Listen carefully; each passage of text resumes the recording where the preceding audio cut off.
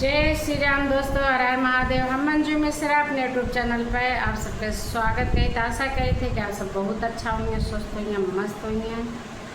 तो भैया गर्मी बहुत तेज़ पड़त बाटे, 55 डिग्री तापमान पहुँचा बाटे। तो ये गर्मी में वीडियो बनाओ बड़ा मुश्किल है बाटे। पंखा चलत चलत थक जाता है, कूलर चलत चलत थक जाता है, कोनो काम ना करते। लेकिन आप सबके टाइम मेहनत बहुत करे थे, आप सब सपोर्ट ना करते, काहे ना करते एक कमेंट में ज़रूर बताइए। हमारा गाना ना पसंद बाटे आप सबका कि और कोनो बात बाटे तो काहे ना आप सब सपोर्ट करते हैं, कमेंट करके ज़रूर बताइए।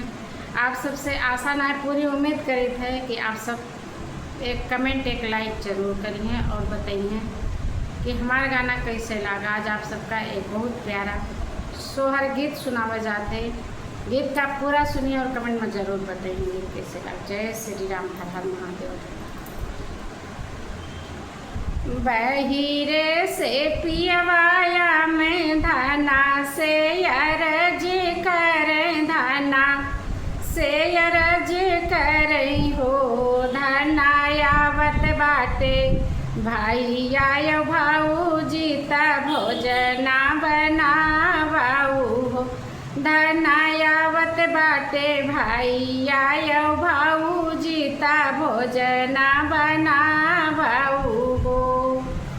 बाहिर से पियवाया में धाना से अरज कर, धाना से अरज करई हो, धनायावत बाटे भाई आयो भाऊजी ता भोजना बनाए डारा, भोजना बनाए डारा हो। इतनी बचन सुनी धाना त पिया से अरज करे, पिया से अरज करई हो, राजा फूटी गए हमारी बटुलिया करहिया पड़ोस गाई हो, राजा फूटी गई हमारी बटुलिया करहिया पड़ोस गाई हो। राजा नहीं बाटे लकड़ी नानकाई से के भोजना बनाए डारी हो, राजा नहीं बाटे इन्हन लकड़िया भोजनमा कैसे बनाईती हो। सगवायो भाते बनावाऊ भाई भैया भौजी खाए लई हैं हो, धाना जल्दी से चूल्हा जलावत भोजना बनाए देती हो।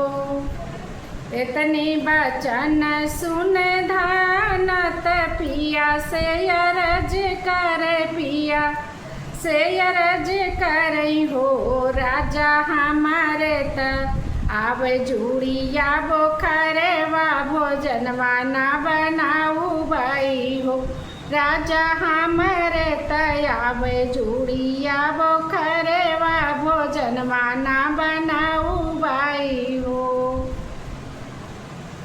इतनी बचन सुन राजा त धाना से अरज कर, धाना से अरज करई हो, धनायावत बाटे तोहराई भैया यो भाऊजी ते काऊ तुझे माय देबू हो, धनायावत बाटे तोहराई भैया यो भाऊजी ते काऊ तुझे माय देबू हो।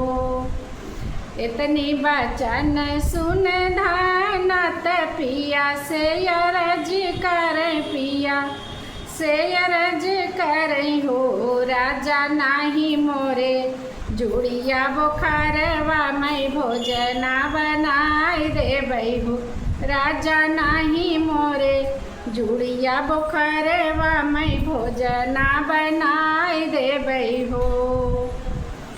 इतनी बचन सुन पिया तमाने मुस्कान, तमाने मुस्कान ने हो, धाना कहाँ गए जुड़िया बोखर बात उठी तू ही बैठी हो, धाना कहाँ गाए जुड़िया बोखारे वात उठी तू ही बैठी हो।